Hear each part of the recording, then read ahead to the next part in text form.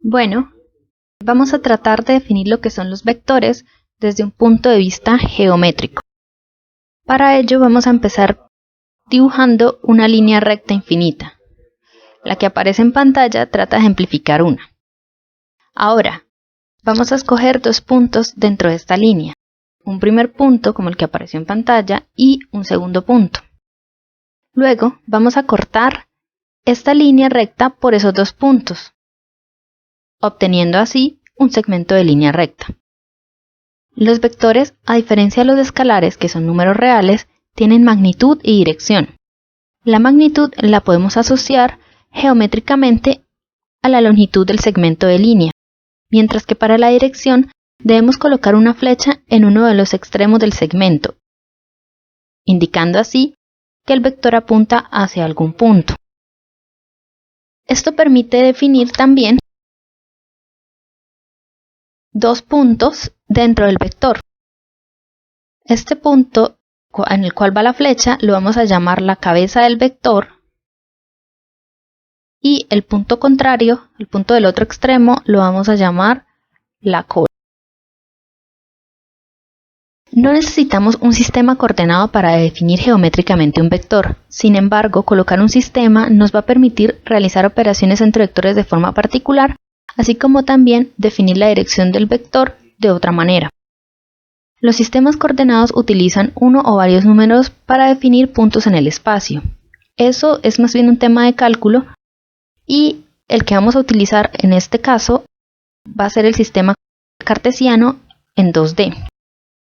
Tratando de explicar este sistema de forma sencilla, decimos que es un par de líneas rectas infinitas perpendiculares entre sí, como las que están apareciendo en pantalla. A estas rectas las conocemos como ejes cartesianos, el eje Y y el eje X. Y pues vemos que si son las que aparecieron en pantalla, son perpendiculares, tienen 90 grados entre sí. Entonces, ahora para definir la dirección del vector, vamos a colocar en la cola del vector otras dos líneas rectas perpendiculares entre sí y paralelas a los ejes cartesianos, como las que están apareciendo en color verde. Entonces la dirección del vector la vamos a definir con el ángulo que se forma entre el vector y la línea recta paralela al eje X, en este caso el ángulo θ que apareció en pantalla. Ahora entonces podemos definir el vector simplemente como un segmento de línea dirigido. Otra cosa importante es que al escribir el vector debemos diferenciarlo de los escalares. Entonces, por ejemplo, a este vector lo llamamos el vector A. Tenemos que colocarle un distintivo para que sea diferente a los escalares de los cuales también estemos hablando o escribiendo.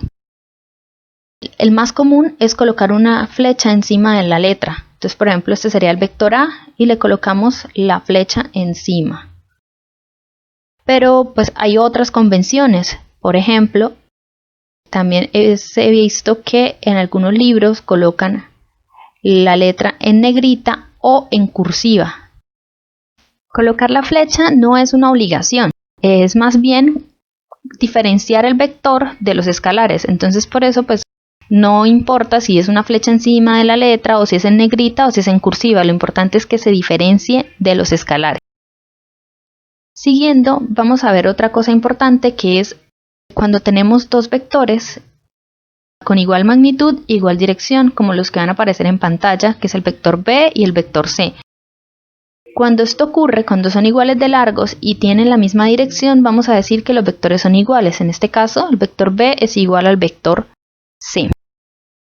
Geométricamente, pues ya lo dije, asociamos la magnitud a la longitud del vector.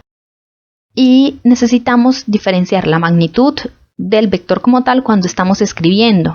Entonces, para esto, lo que se usa comúnmente es encerrar el vector en medio de barras verticales. También, pues en algunos libros simplemente se deja la letra sin la flecha arriba. Eso también indicaría la magnitud del vector. Otra definición importante es la de vector unitario, el cual es un vector cuya magnitud es igual a 1. Más adelante veremos algunos vectores unitarios particulares.